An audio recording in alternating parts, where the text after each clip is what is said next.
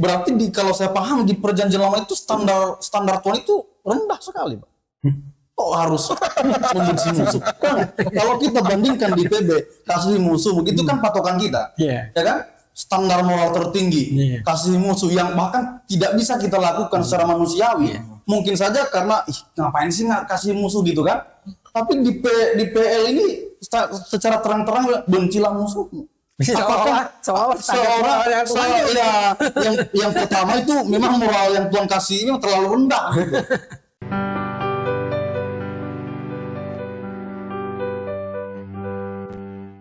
Kembali lagi ketemu dengan saya di sini, Pak Riko Chandra, di podcast Kebenaran. Kita berbincang-bincang tentang topik kekristenan, tetapi berbeda dengan episode-episode yang sebelumnya. Episode yang ke-10 hari ini temanya tentang Alkitab. Kemarin kan kita membahas tentang doktrin keselamatan, tetapi sekarang doktrin Alkitab. Jadi kita akan kupas banyak sekali pertanyaan yang mungkin menjadi misteri dalam benak Anda, atau nanti setelah kita membahas begitu banyak pertanyaan, bisa jadi ini membantu Anda untuk menemukan kebenaran. Jadi masih malam hari ini saya ditemani oleh Pak Yusias.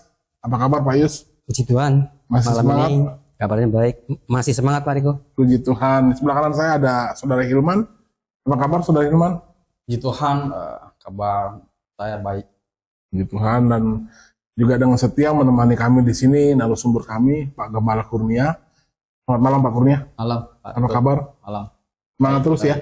Oke, sebelum kita mulai, kita akan mulai dalam doa. Bersatu dalam doa. Tuhan, terima kasih atas pimpinan Tuhan, berkati kami, pimpin acara ini supaya lewat program malam hari ini kami bisa berjalan dengan baik, melaksanakannya dengan baik sehingga bisa menjadi berkat bagi banyak orang yang menyaksikan program ini. Terima kasih Tuhan. Dalam nama Yesus kami berdoa mengucap syukur. Amin. Amin.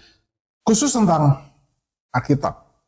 Bicara tentang Alkitab, orang Kristen percaya kepada Alkitab. Iya. Tetapi kenyataannya di dunia ini begitu banyak kitab-kitab lain yang sepertinya menandingi atau bisa jadi menyamakan dirinya sejajar dengan Alkitab. Nah, Maksudnya dinyatakan oleh orang itu sebagai firman Tuhan, macam gitu. iya, betul. Permasalahannya selain Alkitab, ada kitab-kitab lain yang menyatakan dirinya sebagai pewahyuan yang langsung dari Allah dan diyakini oleh masing-masing umat yang memegang masing-masing kitab ini sebagai dasar kepercayaannya atau dasar imannya. Yang menjadi pertanyaan saya adalah, di antara banyak-banyak kitab ini, bagaimana kita umat manusia, oke kita bilang jangan dulu orang Kristen, bagaimana kita umat manusia di dunia ini bisa menemukan mana di antara banyak kitab tersebut yang benar-benar dari Allah? Nah, itu pertanyaan pertama. Atau mungkin bisa jadi apakah semua kitab-kitab ini juga sebenarnya bersumber dari Allah yang sama? Begitu Pak. Karena gini, ini menurut hemat saya, kalau seandainya kita sebagai manusia selama kita hidup ternyata kita percaya kepada kitab yang salah, ini kan bahaya besar. Gitu loh. Jadi bagaimana kira-kira pandangan Alkitab tentang keberadaan kitab-kitab yang begitu banyak di tengah-tengah dunia ini? Silakan Pak Kurnia. Ya, kalau kita berkata bahwa semuanya kitab-kitab ini adalah firman Tuhan, itu pasti tidak mungkin. Kenapa? Karena kan Allah itu Esa. Karena dia Esa, maka kalau ada berfirman, itu pasti hanya satu. Karena sementara kita lihat di muka bumi ini yang beredar, kitab suci 1, A, B, dan C, dan D ini kan isinya kan berbeda-beda, Bahkan kontradiksi, Pak ya. bahkan kontradiksi. Jadi tidak mungkin ini berasal dari Allah yang Satu. sama, Allah yang Esa, itu tidak mungkin. Jadi tidak mungkin semuanya ini berasal dari Allah yang pencipta langit dan bumi. Kan begitu. Iya. Tapi kalau misalnya semuanya bukan firman Tuhan, itu juga tidak mungkin. Karena ada Allah. Karena Allah ada. Kan gitu. Jadi hanya ada satu, tidak mungkin semuanya. Dan yang firman Tuhan pasti hanya ada satu. Hanya ada satu dari, mungkin kita bisa bilang ratusan kitab kan gitu. Nah masalahnya bagaimana cara ketemu satu ini dan ratusan kitab itu? Sedangkan banyak Alkitab ini mengklaim bahwa dirinya itu firman dari Allah gitu ya kan. Banyak kitab Nah suci. secara ya kita juga sebagai orang Kristen kita juga melihat bahwa kita juga memegang Alkitab karena memang itu yang sering kita baca gitu kan. Sering kita pakai untuk belajar tentang Allah begitu. Nah mereka juga sama, mereka juga punya firman yang standarnya sama seperti apa yang kita yakini juga. Bahwa mereka diajarkan moral, mereka banyak sekali diajarkan tentang kebaikan. Nah, tentunya kebaikan itu kan berasal dari Allah begitu. Dia berfirman di dalam mungkin saja dia berfirman dalam berbagai macam kitab sehingga umat manusia merasa bahwa ada kedamaian ketika saya belajar tentang kitab-kitab ini. Ya, kalau berfirman di semua kitab pasti tidak mungkin. Karena kan kalau kita jejerkan kan pasti itu berbeda-beda gitu kan. Cerita tentang penciptaan ya kan, yang di sini satu cerita lain, ini cerita lain ya kan, nggak mungkin. Masa Allah yang sama, Allah sang pencipta menginformasikannya berbeda-beda? Manusianya jadi bingung, Pak. Itu tidak mungkin. Nah tetapi gini, cara ketemunya supaya kita bisa memastikan mana ini kitab suci yang dari Allah sang pencipta, itu kita tinggal mencocokkan kitab suci itu dengan sifat Allah. Berarti kitab suci itu sendiri yang membuktikan dari Allah, Pak ya. Betul. Jadi kitab suci itu sendiri yang membuktikan dirinya adalah Firman Allah. firman dari sang pencipta itu. Iya. Jadi harus kitab suci itu sendiri. Bukan yang memegang kitab suci menyatakan ini firman Allah, bukan ya. Tapi kitab itu sendirilah Betul. yang menyatakan dirinya dari Allah. Ya. Jadi harus kitab yang bersangkutan. Nah kalau kita bicara Alkitab itu firman Allah, kita harus bisa mengecek di dalam Alkitab bahwa Alkitab ini sesuai dengan sifat-sifat Allah sang pencipta. Misalnya begini, kita kan tahu bahwa Allah yang sang pencipta langit dan bumi itu kan dia maha suci. Atau maha kudus lah, Pak ya. Maha kudus, maha suci. Karena surga itu kan tempat yang maha suci. Tidak boleh dosa masuk ke dalamnya. Begitu. Jadi kalau pribadi sang pencipta yang maha suci ini, dia menulis kitab suci, maka kitab suci yang ditulis itu pasti mengajarkan standar moral yang paling tinggi. Karena kan suci, kudus. Jadi targetnya itu tentang kekudusan itu harus yang paling tinggi. Jadi Alkitab itu mau membuktikan dirinya firman Tuhan, maka Alkitab itu bisa nggak Alkitab ini membuktikan dirinya ini mengajarkan standar moral yang paling tinggi? Dan ternyata Alkitab itu bisa. Gini loh Pak, bicara tentang standar moral ini kan erat kaitannya dengan hukum atau undang-undang. Nah, standar moral yang paling tinggi yang seperti apa yang sebenarnya yang dimaksudkan sesuai dengan sifat Allah? Karena kalau itu selaras dengan pemahaman hukum atau norma-norma, saya yang sebenarnya backgroundnya belajar tentang sedikit ilmu hukum, membunuh di satu tempat bisa dilarang, tapi di tempat lain bisa oke, gitu loh. Nah, maksud saya standar yang seperti apa untuk menentukan bahwa ini nilai moralnya tinggi? Apa yang dipakai untuk mengukur itu, Pak? Ya, begini. Yang semua manusia itu lakukan kan menikah. Oke. Ya nggak? Semua bangsa kan menikah. Dan itu salah satu perintah dari Allah sendiri. Ya, jadi hukum pernikahan yang kita kenal itu ada monogami. Poliandri. Monogami ini satu laki-laki menikah dengan satu perempuan. Poligami itu satu laki-laki bisa menikah dengan banyak beberapa perempuan. Ya, kalau poliandri itu satu perempuan bisa menikah dengan beberapa laki-laki. Nah, dari monogami, poligami, poliandri, ini kira-kira mana moral yang paling tinggi? Secara logika, secara akal sehat ya yang monogami, Pak. Oh, kenapa harus monogami? Ya karena kan kalau monogami itu kan satu istri satu suami kan begitu. Nah kalau banyak istri tentunya ini bukan moral yang tinggi nih, ya tapi kebutuhan yang lain yang tinggi. Ya kan kebutuhan yang lain yang tinggi begitu Pak. Jadi jelas sebenarnya kalau jujur, Iya, gitu kalau kan? jujur, Pak. Kalau jujur, Kalau mau kita jujur. tanya semua wanita itu tidak mau Dimadu. gitu. Iya benar. Apalagi laki-laki dimadu, gitu kan? Ya poliandri kan satu perempuan bisa menikah dengan beberapa laki-laki kan? Jangankan istrinya Pak, coba kalau sudah punya anak, saya tanya, ya kan, mau boleh nggak bapak kawin? Oh jangan, Pak. Anaknya Nggak jangan. senang dia, Pak. Iya betul. Nah, tetapi Pak, kalau saya mau memperdalam kemahasucian Allah tentang standar moral yang tinggi, Bapak singgung tadi tentang pernikahan ya. Ya, tentang pernikahan. Nah, tentang pernikahan dan dari penjelasan Bapak sepertinya Bapak lebih ke monogami lah ya. Ke monogami. Tetapi apakah kita bisa membuktikan hal demikian sedangkan kita lihat bahwa banyak sekali kasus di dalam Alkitab itu yang Tokoh-tokohnya tokoh-tokoh yang bahkan bersinggungan langsung dengan Allah.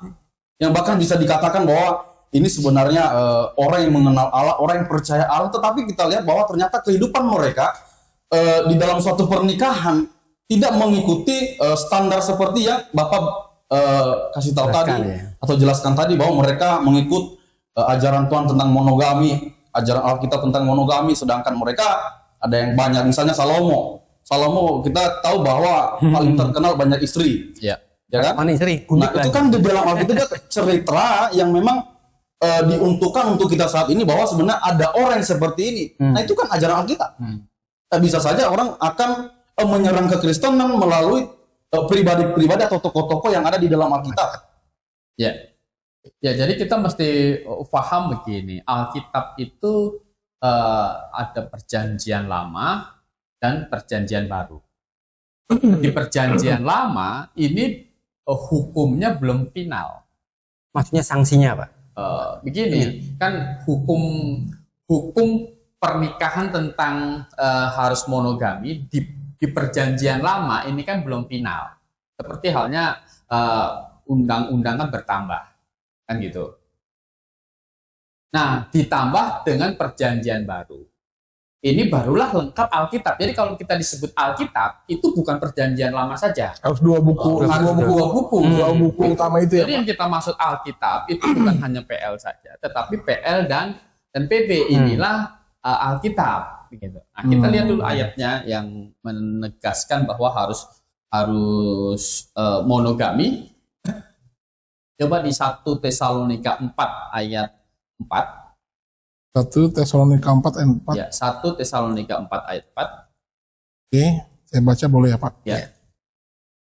Supaya kamu masing-masing mengambil seorang perempuan menjadi istrimu sendiri dan hidup dalam pengudusan dan penghormatan. Ya. Jadi masing-masing kamu mengambil berapa? Seorang. Nah, seorang. Seorang saja. Jadi tidak boleh ambil 2, 3 atau 4. Gitu. Tidak boleh. Kamu bisa adil juga tidak boleh. Gitu. Jadi Ini sudah final ya? sudah Ya, final. Jadi ini sudah final. Kamu masing-masing harus mengambil satu orang saja, satu orang istri menjadi satu orang perempuan menjadi istrimu. Ternyata kenyataannya di perjanjian lama banyak Kasus-kasus tokoh-tokoh seperti yang poligami. istrinya banyak. Ya, begini. Bagaimana menyikapi? Di dalam perjanjian lama itu ditulis begini. Di Kejadian pasal 2 ya. Coba dibaca dulu. Ayat ke-24. Ya, Kejadian pasal 2 Ayat 24. Betul. ya. Sebab itu seorang laki-laki akan meninggalkan ayahnya dan ibunya dan bersatu dengan istrinya sehingga keduanya menjadi satu daging. Ya. Jadi seorang laki-laki akan meninggalkan ayahnya dan ibunya dan bersatu dengan istrinya, kan begitu. Ayat ini belum terlalu jelas tentang harus monogami, gitu. Ya kan? Cuma ini nggak boleh nyeraikan. Iya. Kan gitu. Iya. Laki-laki meninggalkan ayahnya dan ibunya bersatu dengan istrinya. Kan gitu. Ah, istrinya bersatu nih. Kan gitu. Jadi hari ini kalau kita searching di internet begitu, orang Yahudi boleh nggak poligami? Gitu kan? Maka kita akan ketemu ada rabi-rabi bilang boleh. Gitu. Mereka boleh poligami. Apalagi dalam situasi perang. Kalau banyak anak kan banyak tentaranya. Jadi mereka, tapi kalau ditanya orang boleh nggak poligami? Boleh. Tetapi kalau misalnya gini Pak, kalau saya lihat ayat yang tadi kita tahu bahwa itu menjadi jelas tidak boleh poligami. Itu kan dijelaskan oleh Tuhan di dalam perjanjian baru. Tetapi di dalam perjanjian lama tidak ada penjelasan bahwa itu tidak boleh poligami. Kalau kita baca Matius pasal 19, ini ayat paralelnya di ayat 5. Coba dibaca. 5 Dan firman-Nya, sebab itu laki-laki akan meninggalkan ayah dan ibunya dan bersatu dengan istrinya sehingga keduanya itu menjadi satu daging. Nah, ini yang kita baca tadi. Iya. Di Kejadian tadi kan. Kemudian dijelaskan ayat 6. Demikianlah mereka bukan lagi dua, melainkan satu. Karena itu apa yang telah dipersatukan Allah tidak boleh diceraikan manusia. Nah, tidak boleh diceraikan manusia. Oh, ayat 5 ini adalah kutipan dari Kejadian Ayat pasal 2. 5 itu- 6-nya menjelaskannya. Ayat 6-nya itu dijelaskan. Gitu. Jadi kita mendapat arti bahwa di Kejadian tadi adalah memang itu akhirnya tidak boleh diceraikan manusia. Kita sudah bahas perceraian hanya boleh karena ada perzinahan. Berarti begini Pak, bisa nggak dipahami seperti ini? Jadi di perjanjian lama itu sebetulnya memang tidak boleh poligami, cuman sanksinya belum ada gitu Pak. Bisa nggak dipahami seperti itu? Sebetulnya di perjanjian lama pun tidak boleh poligami, cuman belum ada sanksinya. Gimana dipahami seperti itu? Karena saya baca di Imamat pasal 18 ayat 18, saya bacakan Pak ya. Imamat 18 ayat 18 bunyi demikian. Janganlah kau ambil seorang perempuan sebagai madu katanya. Berarti kan ini poligami, nggak boleh poligami. Untuk menyingkapkan auratnya di samping kakaknya, selama kakaknya itu masih hidup. Kandung maksudnya Pak. Oh, ini maksud kandung, kakak kandung ya. Jadi jangan kamu ambil adiknya. Oh gitu. Gitu. Itu tidak boleh. Begitu. Jadi poligami dengan yang saudara kandung tidak boleh. Nah, jadi begini. Hukumnya itu memang belum diturunkan. Belum difinalkan. Belum difinalkan. Dari awalnya keinginan Tuhan tidak boleh poligami. Dari awalnya Pak. Keinginan Tuhan. Tetapi belum dituliskan. Kan hukum kan mengikat kalau sudah dituliskan. Kan gitu. Sudah mengikat kalau sudah tulis. Nah, perjanjian baru itu akhirnya melengkapi, menuliskan itu bahwa tidak boleh poligami. Jadi yang kita pegang bagaimana? Yang kita pegang apakah kita berhenti di perjanjian lama saja? Ya tidak. Gitu. Karena yang dikatakan Alkitab itu perjanjian lama dan perjanjian baru. Perjanjian lama dan perjanjian baru. Jadi yang mengikat kita adalah hukum yang terakhir yang keluar. Iya. Nah, itu perjanjian baru tidak boleh poligami. Jadi sejak Tuhan Yesus berkata bahwa mereka itu tidak boleh diceraikan oleh manusia, Maksudnya adalah monogami sebenarnya. monogami itu tidak boleh lagi. Kalaupun ada catatan-catatan Alkitab tentang orang-orang yang melakukan poligami, berarti itu sebenarnya bukan Tuhan mau, tetapi lebih mereka yang kepada mau. mereka yang melanggar, itu ya Pak? Ya. Kalau di dalam perjanjian lama itu sebenarnya belum melanggar karena hukumnya kan belum ada. diturunkan. Sanksinya belum diturunkan Pak ya. Jadi belum diturunkan bahwa tidak boleh poligami kan gitu. Itu belum ada. Maka kan kita mendapatkan cerita orang-orang beriman perjanjian lama itu berpoligami. Iya, Yakub berpoligami, Abraham berpoligami. Abraham yang bapak orang beriman, gitu kan? Itu berpoligami. Jadi Abraham berpoligami, kemudian Yakub berpoligami. Berarti Abraham kalau hidup di perjanjian baru nggak boleh tuh ya Pak? Tidak boleh. Langsung neraka pasti. Masuk neraka. Karena posisi poligami, melakukan poligami sesuai dengan hukum perjanjian baru itu percinahan. Gitu. Hidup dalam perjinahan nggak masuk surga. Iya betul, sesuai dengan hukum perjanjian baru itu adalah percinahan. Pak, tolong bisa saya sedikit tambahkan mengenai tentang kejadian 2 ayat 24 tadi. Iya. Nah, ini bukan hanya memang secara mungkin kita sebagai orang Kristen mungkin menafsirkan ayat ini sepertinya akan menekankan monogami. Tetapi kalau yang pertama yang saya mau tekankan adalah memang ini kitab suci orang Kristen memang ada 2, PL dan PB. Kalau kita bilang Bukan ada 2, satu. tapi ada PL dan PB lah ibaratnya. Nah, tetapi kalau saya lihat di sini itu sebenarnya Tuhan juga memberikan toleransi sebenarnya di zaman perjanjian lama. Toleransi kepada siapa yang memang kalau misalnya dia mau menikah, mau 1, mau 2, mau 3, ya Tuhan juga nggak larang kan? Iya. Karena nggak ada hukum yang spesifik yang menekankan nggak boleh poligami. Nah, kalau saya lihat di PB, sebenarnya itu menekankan kisah di dalam Kejadian pasal 2, di mana memang hanya ada 2 pribadi saat itu, nggak banyak gitu. Kalau kita lihat, ya kan? Di PB, seperti yang dibilang tadi bahwa di Matius, ini adalah kutipan dari Kejadian, ya kan? Tetapi kita lihat di Kejadian 2, sebenarnya nggak ada orang lain selain Adam dan Hawa. Karena Tuhan menciptakan memang hanya sepasang waktu itu. Tetapi ketika berkembangnya beranak cucu lah semuanya jadi banyak begitu kan? Kalau misalnya saya ada nonton di gimana ya di sosial media banyak nonton tentang laki-laki dan wanita itu bedanya itu sangat besar gitu.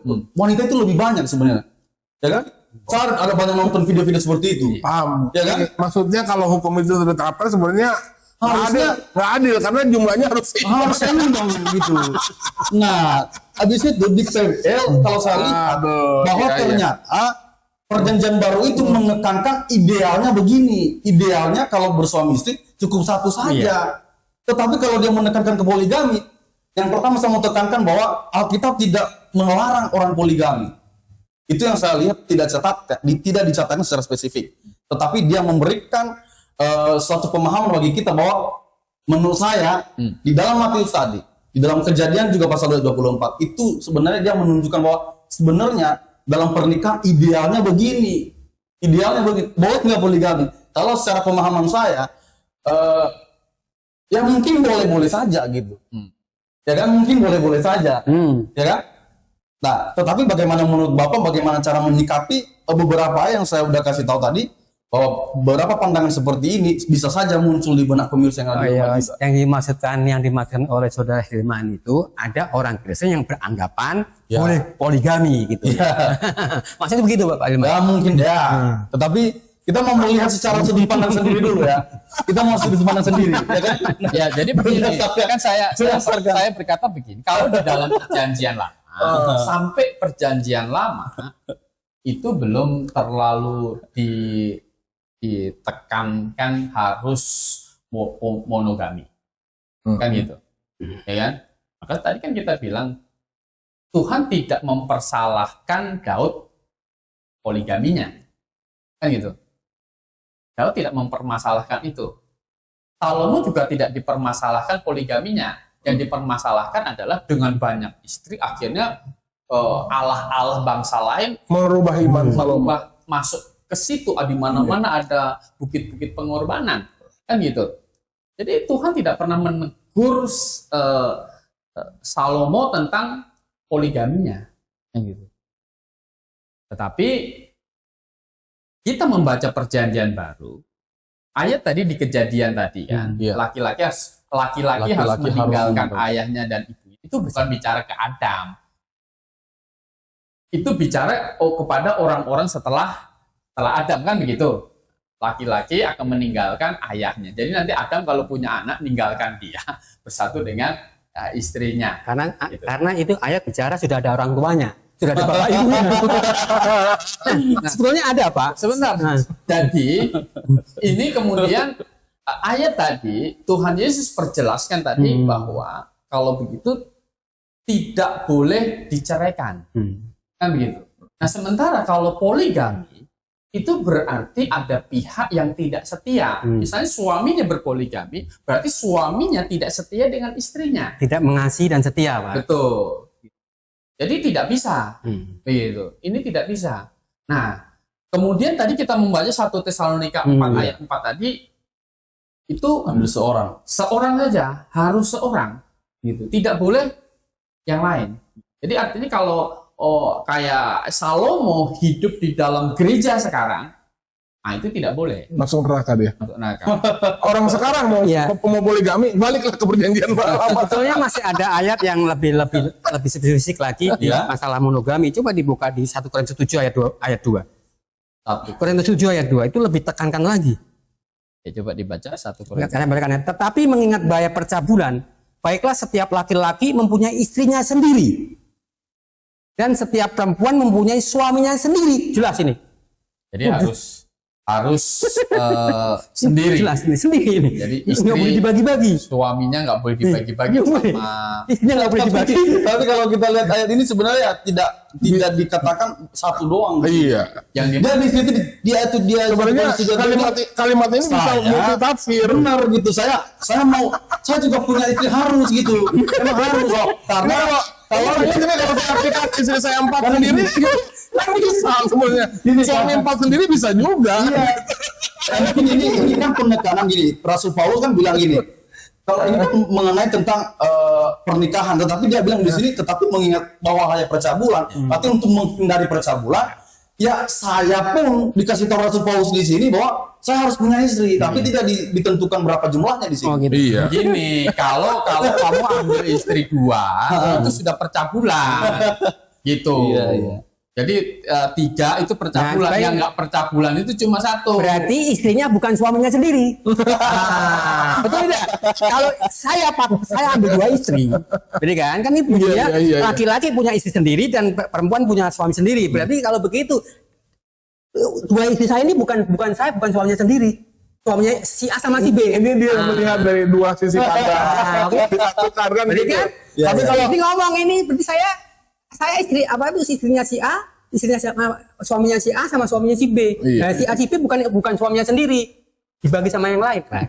Nah, jadi kan begini, Iya. kalau misalnya poligami itu tidak bisa diterapkan dengan penafsiran dengan penjelasan Tuhan Yesus dari Kejadian. Tadi kan Matius pasal 19 ayat 6 tadi kan, demikian mereka bukan lagi 2 melainkan 1.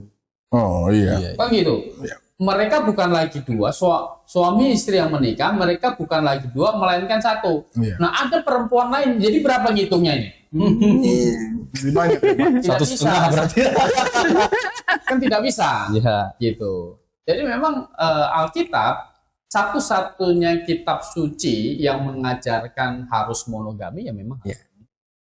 Oh, berarti kesimpulan Alkitab ini walaupun di dalam perjanjian lama ada banyak kasus seperti itu, tapi sebenarnya memang Tuhan sudah menekankan ketika penciptaan bahwa sebenarnya ya hanya ada satu pasang begitu. Ya kehendak Tuhan. Kehendak Tuhan, tetapi ada banyak juga yang memang bukan berarti kita benarkan tindakan misalnya Salomo. Kita tidak benarkan itu berarti ya.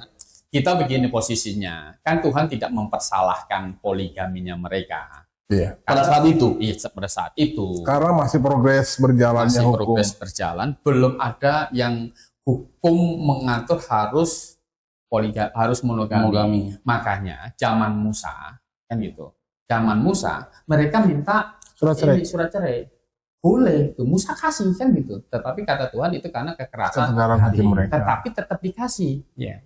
Nah, Musa itu kan tidak melanggar hukum Taurat, gitu kan? Dengan dia mengizinkan perceraian itu tidak melanggar hukum Taurat. gitu. Nah, tetapi sekarang ini setelah perjanjian baru itu diberikan oleh Tuhan Yesus Kristus lewat para rasul, kita tahu itu tidak boleh dengan alasan apapun, gitu.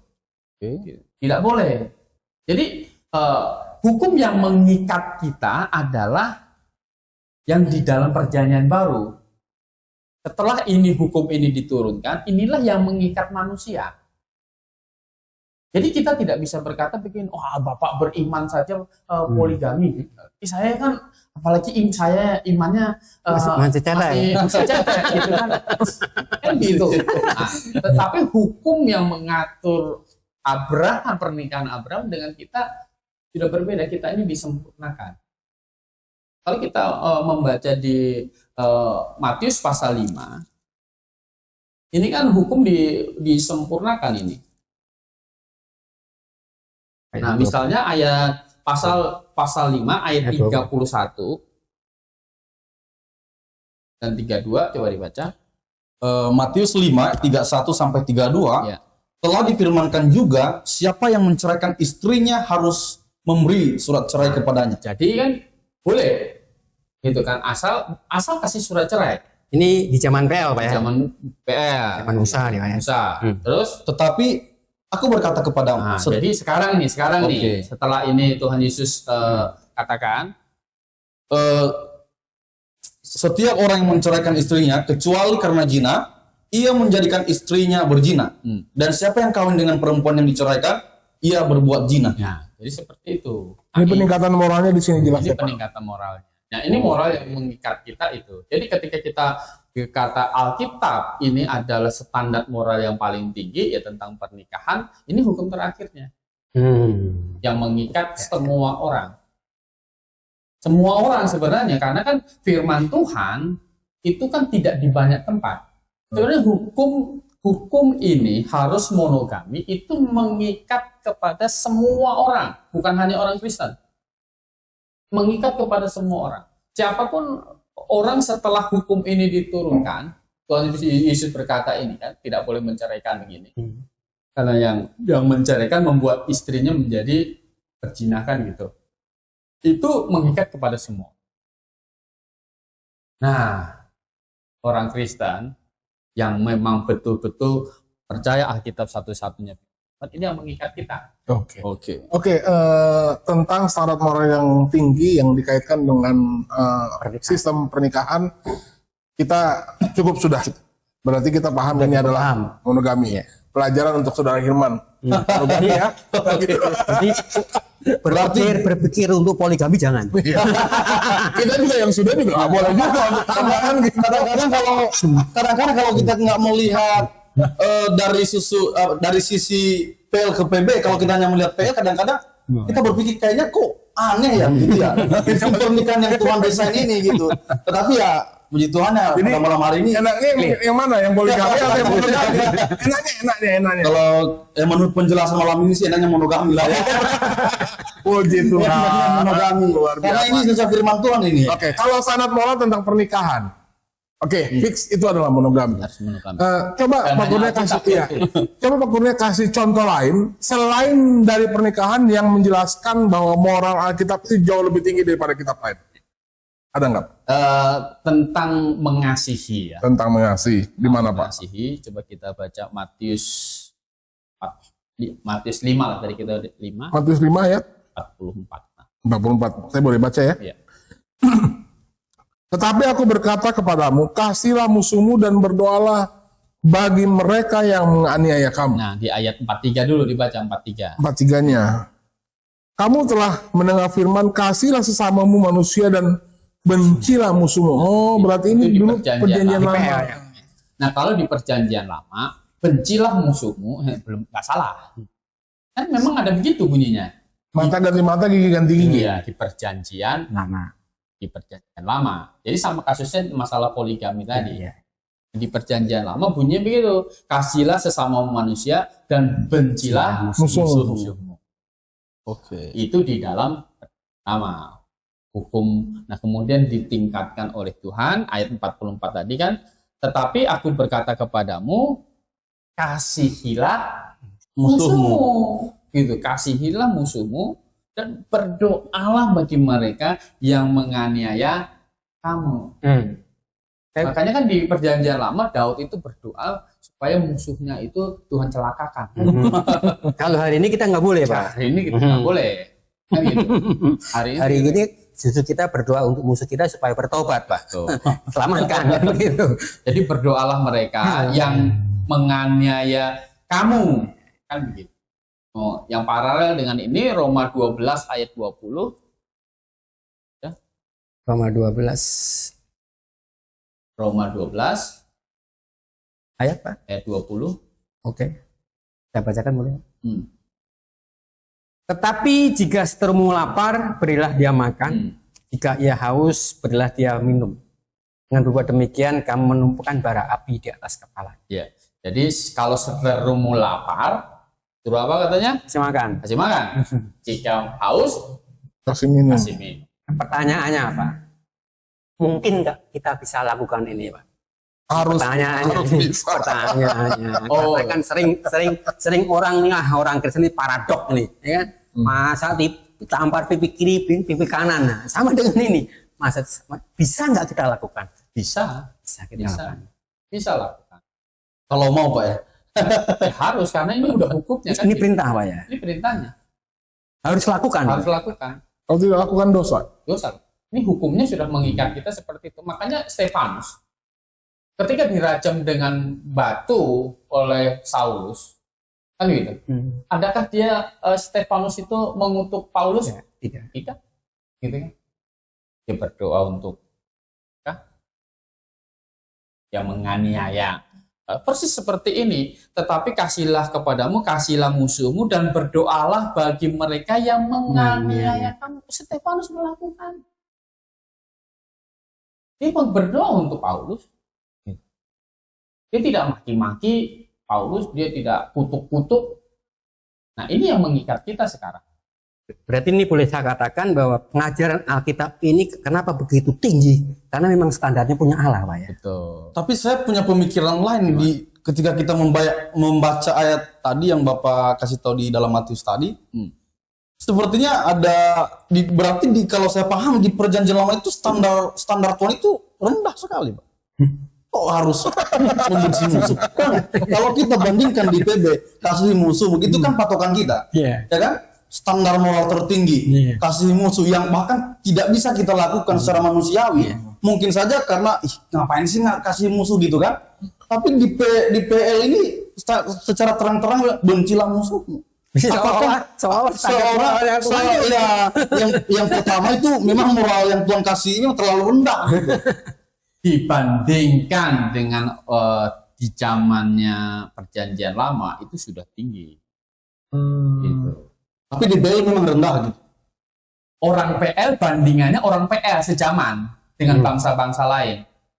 Gitu kan. Itu sudah tinggi gitu. Dengan kenapa? Itu Tuhan itu membuat waktu masuk ke tanah Kanaan, itu orang Kanaan itu harus disikat habis. Gitu. Karena jahat luar biasa. Jahatnya luar biasa. Gitu. dibanding sama bangsa-bangsa lain. Ini moralnya sudah tinggi ya. Taurat sudah setinggi, Pak ya. Moralnya udah tinggi. Nah, yang sudah tinggi itu dibandingkan dengan waktu itu Tuhan tinggikan lagi nih sekarang. Di masa kita sekarang. Di masa kita sekarang. Ketika Tuhan Yesus memberikan hukum perjanjian baru ini. Jadi yang mengikat kita, yang mengikat semua manusia bukan perjanjian lama. Gitu. Jadi kalau orang Yahudi mau mengikatkan diri dengan hukum perjanjian lama, ya mereka masalah. Tetapi benar dong, Kak, kalau misalnya kita secara penilaian orang zaman sekarang kan, kita kan zaman perjanjian baru katanya menyempurnakan PL. Iyalah. Ya kan? Berarti memang dari sudut kalau misalnya kita memahami dari sudut pandang kita zaman sekarang, sebenarnya memang moral mereka memang rendah. Iya, masih rendah dibandingkan dengan sekarang. Makanya Dibandingkan dengan Tapi bukan berarti dengan jadi Allah moralnya jadi rendah, bukan begitu. Ya mungkin saja kan orang berkata demikian, Pak. Dia pernah mendengar firman. Ya kan? Firman berarti firman bukan lagi dari manusia. kan begini, Tuhan itu dalam memberikan hukumnya itu kan bersifat progresif. Seturut dengan perkembangan manusia itu sendiri. Ya, seturut dengan kondisi situasi di zamannya. Kan gitu. Bersifat progresif. Hukum itu juga seperti itu. Hukum di dunia ini kan juga seperti itu. Yes, Pak, ya. Undang-undang dasar kita kan di amandemen juga kan. Iya. Dulu presiden bisa sampai 32 Tahun. tahun. Ya. Gitu kan. Soekarno waktu itu mau seumur hidup. Iya. Kan gitu. Diganti Pak Soeharto 32 tahun. Kemudian kenapa Pak Jokowi kok nggak bisa 3 periode? Kan gitu. Karena kondisinya berbeda. Karena sudah ada undang-undang yang mengatur memang tidak boleh. Bahkan dulu belum ada undang-undang dasar. Atau begini Pak Kurnia, saya paham seperti ini. Karena Allah ini kan sedang menuntun manusia. Betul. Jadi progresif. Progres, sedang menuntun ini. Dan memang watak manusia kan pukul ganti pukul, harus pukul kan begitu. Jadi Allah sedang menuntun. Nah, deadline-nya ya fix-nya di perjanjian baru. Begitu Pak ya? Betul. Kalau dulu gigi ganti gigi nggak masalah. Gitu, nggak masalah. Oke. Jadi bukan berarti standar moralnya Pak di perjanjian lama itu standar moralnya Allah turun, bukan. Karena Allah sedang menuntun. Begitu Pak ya kira-kira. Ya, manusianya yang lagi dituntut Betul. kepada standar yang tinggi. Nah, Tuhan Yesus itu membuktikan bahwa dia adalah penggenapan hukum Taurat. Kan begitu. Dia menggenapi hukum Taurat, tidak meniadakan. Menggenapi hukum Taurat, berarti yang kurang ditambahin, kan gitu. Iya. Nah, hukum Taurat itu kurang, Tuhan Yesus tambahin. Gitu. Kalau dulu suruh benci musuh, sekarang Kasihi musuh. kasihi musuh dan berdoalah untuk yang menganiaya kamu. Kan begitu. Tuhan Yesus sendiri di atas kayu salib mempraktekkan. Ya. Dia berdoa untuk yang menganiaya dia, menyalibkan dia apa? Apa ampunilah mereka. Mereka tidak tahu apa yang mereka buat. Jadi hukum Tuhan Yesus itu sebenarnya mau menaikkan karena dia menyempurnakan. Berarti memang progres pewahyuan Alkitab yang semakin lama semakin sempurna bukan berarti menunjukkan ketidakkonsistennya pribadi Allah, tetapi lebih kepada mengikuti perkembangan adab manusia. Gitu ya kira-kira. Menuntun manusia. Seperti halnya begini, kalau kita mendidik anak masih kecil, ya kan?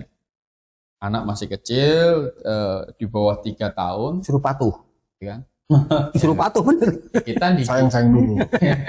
kita cara mendidik Sayang anak dulu, umur 3 tahun dengan anak umur 15 tahun. Beda Pak. Beda. Sudah progres Pak. Kayak gitu. Masa anak 15 tahun kita suapin lagi? Begitu kan? Udah nggak bisa.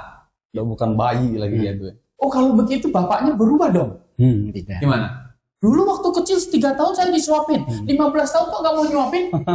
Bapaknya berubah. 60 tahun berbalik Pak. Oke Pak. Jadi Makin gak konsisten bapaknya. Makin bapaknya yang disuapin. Jadi artinya gini, Allah tidak berubah, tetapi approach Allah kepada manusia itu yang berubah tiap-tiap zaman. Manusia yang justru berubah ya Pak. Manusianya yang. Jadi Allah membedakan penanganannya dengan kepada manusia-manusia di dalam zaman yang berbeda. Jadi maka kita membaginya begini, dari kejatuhan sampai dari penciptaan sampai kejatuhan itu kan masa kebudayaan. Kemudian dari kejatuhan itu sampai hukum Taurat diturunkan, itu ayah sebagai tiang penopang kebenaran. Sekaligus dia imam atas keluarganya. Nah, kemudian dari sejak hukum Taurat diturunkan, ini kan udah ada bangsa Israel. Udah. Peranan ayah sebagai tiang kebenaran udah digantikan. Digantikan oleh bangsa Israel Israel. dengan hukum Taurat sebagai undang-undangnya. Gitu. Tuhan kirim nabi-nabi sampai jadilah sampai Maleaki. Sorry Pak, biar lebih jelas lagi. Nah, tadi Pak Kurnia sebut berulang-ulang tiang penopang dan dasar kebenaran itu artinya apa? Yang penopang dan dasar kebenaran itu yang menjaga kebenaran. Menjaga kebenaran. ini kan harus diestafetkan terus kebenaran tentang bagaimana Allah menyelamatkan manusia dan ketetapan-ketetapan Allah. Ini kan perlu terus diturunkan dari generasi ke generasi. Berarti di abad awal pertama kali ayah lah yang punya tugas untuk menjaga kebenaran. Ayah yang menjaga. Kemudian kan digantikan dengan bangsa Israel. Kenapa? Karena kan ini manusia sudah tersebar kemana-mana dan banyak ayah sudah melupakan perintah Tuhan. Maka Allah sengaja panggil Abraham untuk dibentuk menjadi satu bangsa.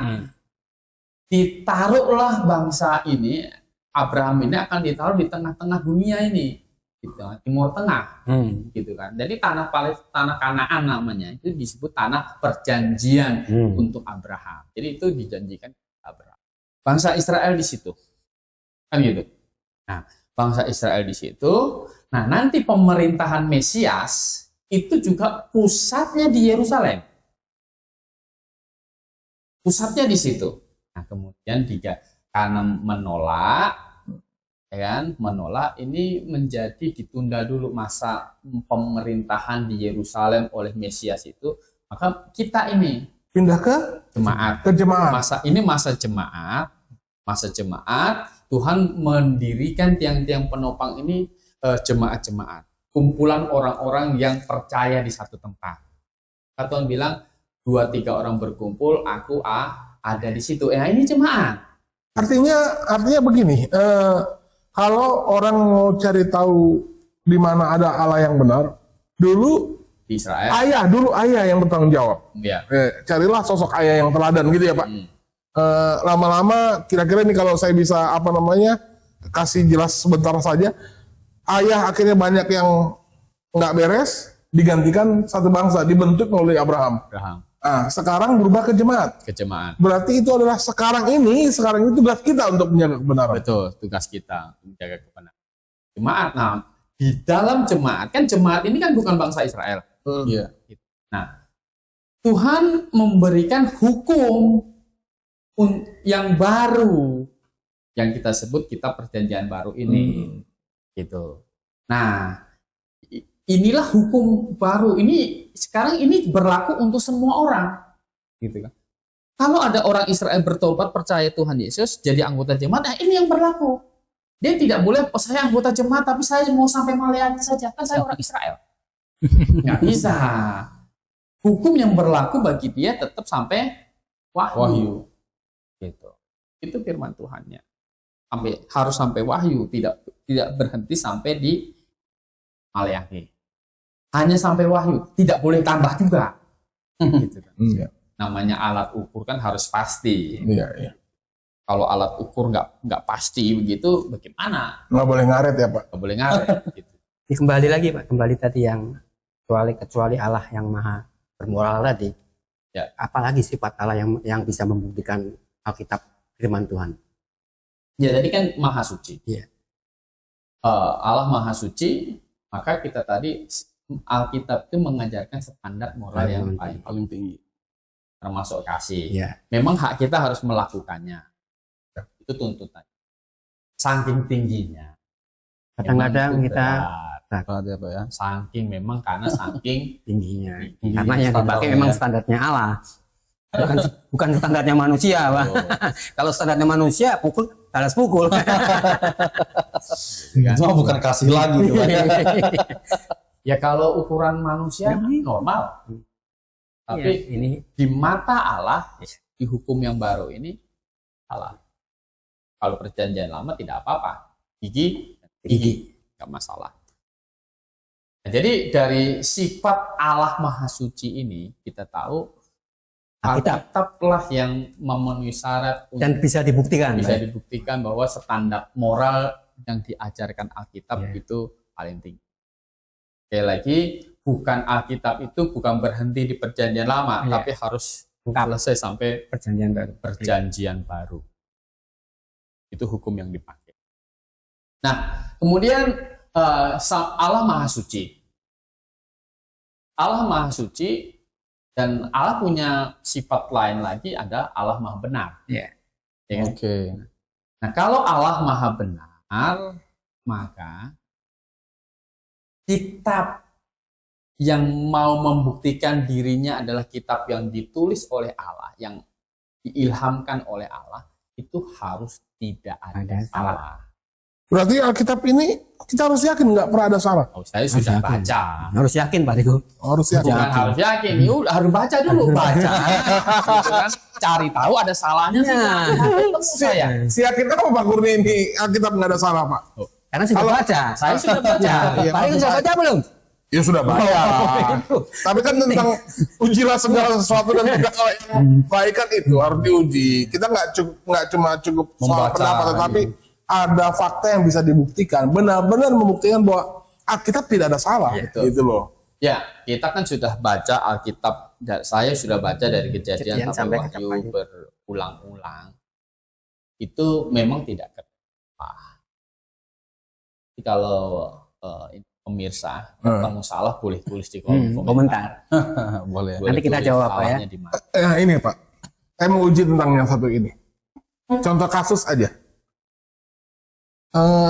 Kitab satu dengan kitab yang lain catat beda loh Pak. Itu tentang apa namanya, tentang waktu kalau nggak salah murid-murid Yesus membawa Yesus ke tengah danau. Itu kan terjadi chaos. Itu di antara kitab Injil, 4 kitab Injil nyatet bunyi kejadian itu beda-beda loh Pak. Kan gitu. Kok bisa beda? Padahal ini kan harusnya kan sama. Gitu. Gak boleh kontradiksi. Iya, boleh kontradiksi. Alahnya Esa. Yang di Iya. Pak Riko, waktu murid-muridnya berada di perahu, Iya. kemudian terjadi badai, Badai gitu kan. terus mereka kan pada tidur. Tuhan Yesus juga tidur, Iya. kan begitu. Empat kitab Iya, Injil itu teriak. beda. Gitu. Teriakan si Petrus beda, Beda. teriakan si Beda. Yohanes beda gitu lah. Padahal kan inspirasinya lah Harusnya sama. satu gitu. Ya kan ini salah satu bukti bahwa Silakan Pak Alkitab Kurnia ini beda. menjelaskan. Gitu. Sebenarnya malah begini.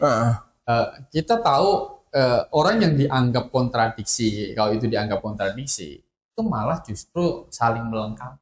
Waduh, kenapa bisa begitu? Ya, karena kan di dalam perahu itu paling tidak kan murid Tuhan Yesus kan ada 12 orang. Ya. Kalau mereka teriak-teriak semua, pasti kan teriakannya ada masing-masing punya teriak masing-masing kan. Panas situasi chaos Pak ya. Jadi harusnya teriakannya itu ada 12 teriakan. Seharusnya Harusnya gitu ya.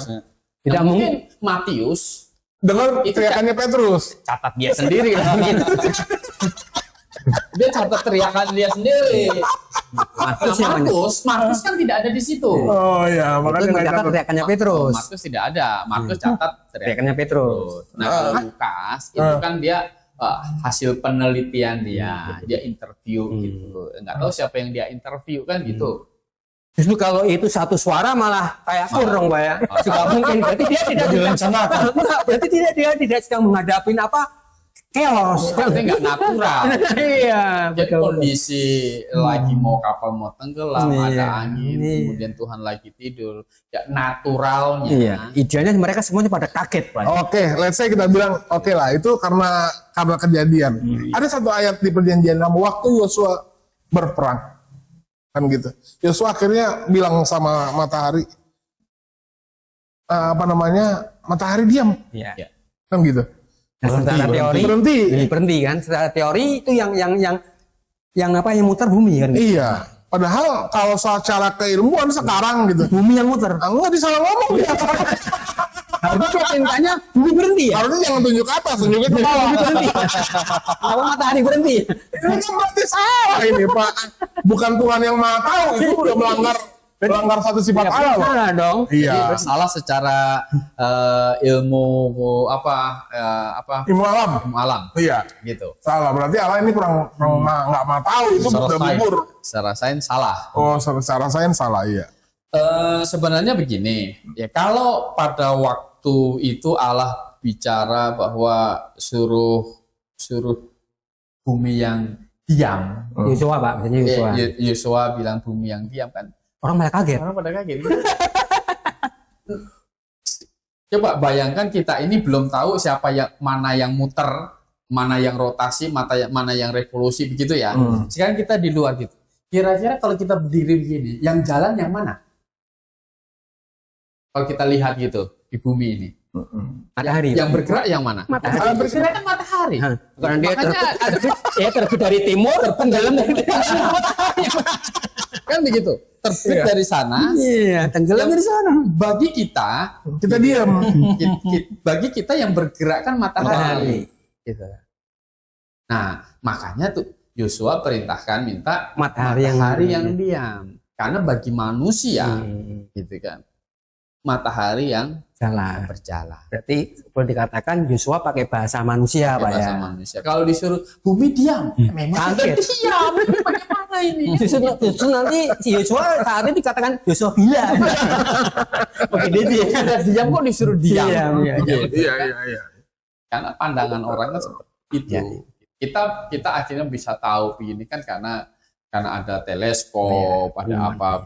Nah, tapi bahasa Alkitab itu adalah bahasa supaya manusia itu bisa mengerti. mengerti. Nah, maka ada di dalam Alkitab itu mempersonifikasikan Allah, kan gitu. Bahwa Allah itu maha tahu. Mata Allah dipersonikan, mata Allah ada di mana-mana. Maha hadir. Waduh, mana? Kalau kita nggak ngerti majas begitu, kan berarti kita nginjak mata ini. Kan? Nggak begitu. Jadi mempersonifikasikan. Oke Pak, tapi saya mau sebenarnya banyak sekali sebenarnya yang dalam pikiran saya sebenarnya ayat-ayat yang menurut saya kontradiksi Pak ya. Tapi saya mau mengujinya dengan beberapa konsep.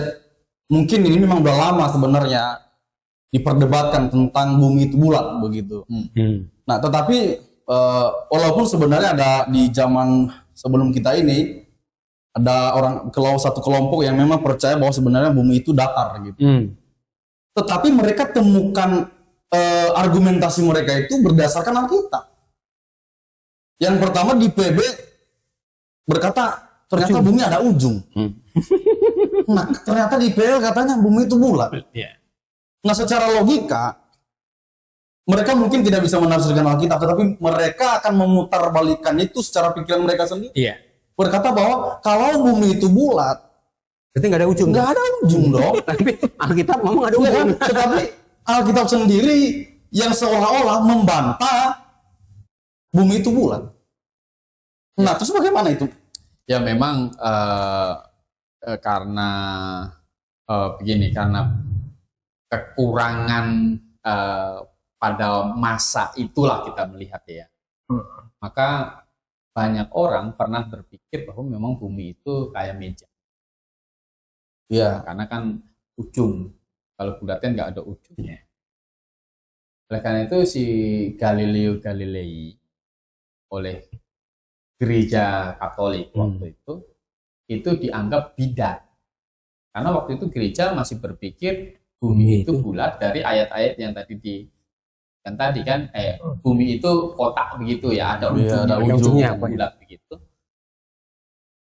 Jadi dia dianggap bidat. Karena menemukan bumi bulat. Iya, karena bertentangan dengan ajaran gereja. Tapi sebenarnya Alkitab kita itu sudah mengatakan bumi itu memang bulat. Bumi itu memang bulat.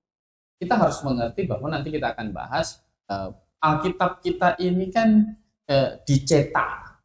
Jadi kitab begini ini, kitab cetakan begini, setelah mesin cetakan ketemu. Ya, abad 17. 15 itu baru ketemu mesin cetak di Eropa. Gitu. Sebelum itu kan masih bersifat perkamen-perkamen, gulungan-gulungan. Ada kesulitan tertentu sebenarnya untuk merumuskan apa yang dimau Alkitab juga. Nah, tapi kalau kita membaca Yesaya pasal 40,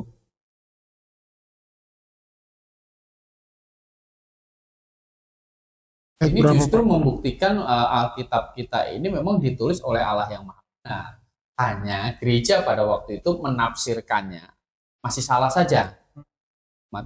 Yesaya pasal 40 ayat 22. Ayat 22 sampai? Satu ayat saja boleh dibaca. Dia yang bertahta di atas bulatan bumi, yang penduduknya seperti belalang, Jadi kalau Galileo Galilei itu kan abad ke-17. Ya. Gitu kan, abad ke-17. Dan pandangan dia bumi bulat itu ditentang Oleh gereja oleh Katolik. gereja Katolik. Belum orang umumnya masih berpikir bumi itu kayak kotak ada ujungnya. Padahal pandangan dia itu didasarkan dari penelitian dia tentang ilmu alam ya Pak, Betul. bukan berdasarkan dari Alkitab. Bukan berdasarkan dari Alkitab. Jadi kan guru Galileo Galilei ini kan Kopernikus. Ya. Nah, tapi saya tadi itu sudah bilang dia yang bertahta di atas apa? Bulan bumi. Bumi bulat kan begitu. Nah, Yesaya ini kan menulis ini kan 700 tahun sebelum Masehi. Jadi kalau dibandingkan dengan Galileo itu 2000-an tahun lebih selisihnya. Yesaya sudah tahu bumi ini bulat. Walaupun Yesaya tidak punya teleskop begitu. Yesaya juga belum pernah pergi ke bulan gitu, lihat bulat apa tidak gitu enggak. Tetapi Yesaya itu dikasih tahu oleh siapa? Allah yang Maha Benar. Kan gitu. Allah yang Maha Benar yang tidak mungkin salah secara sains. Orang dia yang bikin. Dia yang bikin. Gitu. Jadi dia tidak mungkin salah secara sains. Bukan hanya bulat, Alkitab juga kasih tahu Ayub pasal 26 ayat 7.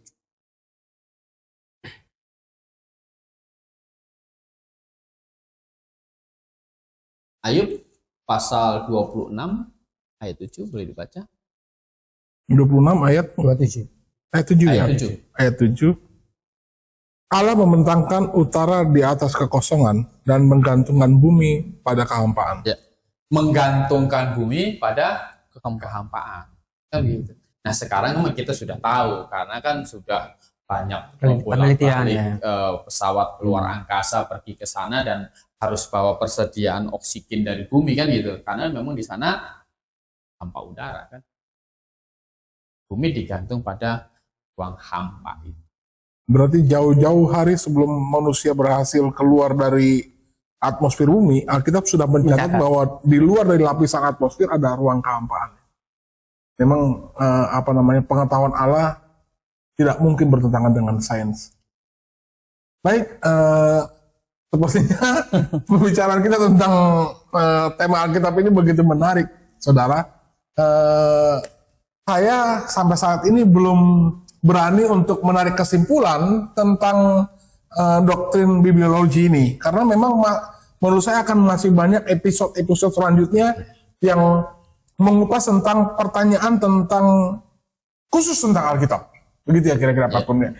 Ini hari ini masih mengupas satu pertanyaan saja tentang Alkitab yang adalah satu-satunya firman Allah dengan syarat bahwa Alkitab tidak pernah salah. Kan begitu. Ya, nanti kedepannya kita akan kupas lagi begitu banyak pertanyaan dan saya berharap Anda mendukung program ini supaya kita bisa tetap terus setia melaksanakan program ini ke depannya, dan kami berharap lewat perbincangan yang seperti ini bisa menambah pengetahuan Anda, dan lewat pengetahuan yang Anda miliki Anda bisa menemukan kebenaran. Baik, kita tutup dalam doa. Biar Saudara Hilman yang lebih dalam doa. Kita bersatu dalam doa. Bapa di surga, terima kasih Tuhan atas pimpinan Tuhan dalam kehidupan kami Tuhan, hingga kami bisa memberitakan firman-Mu lewat podcast kebenaran ini. Tuhan kiranya selalu memberkati kami, terutama narasumber kami yang pada saat ini Tuhan yang sudah menyampaikan beberapa pertanyaan-pertanyaan seputar Alkitab. Tuhan, kiranya juga apa yang kami dengar, apa yang disampaikan oleh narasumber juga bisa bermanfaat untuk para pemirsa yang ada di rumah, dan supaya mereka bisa lebih mengenal tentang Alkitab yang mereka pegang saat ini. Terima kasih Tuhan, kami serahkan kehidupan kami ke dalam tangan Tuhan. Hanya di dalam nama Yesus Kristus kami berdoa. Amin. Amin. Baik, saudara, saya perlu mengingatkan untuk kita bahwa jangan pernah ragu memandang atau mengambil keputusan bahwa Alkitab adalah satu-satunya firman Allah. Nanti ke depan kita akan membuat banyak lagi pertanyaan untuk menguji teori ini apakah benar atau salah. Nah, kami sengaja banyak mengupas pertanyaan karena memang tujuannya adalah untuk mencari kebenaran itu sendiri. Kami berharap Tuhan pimpin kita semua dan kiranya saudara mendukung acara ini. Jangan lupa subscribe dan bagikan video ini kalau menurut Anda acara ini memberkati Anda. Baik, selamat Dan malam. jika ada pertanyaan, silakan tulis. Oh iya, jadi kalau ada pertanyaan boleh ketik di kolom komentar. Baik, selamat malam dan Maranatha.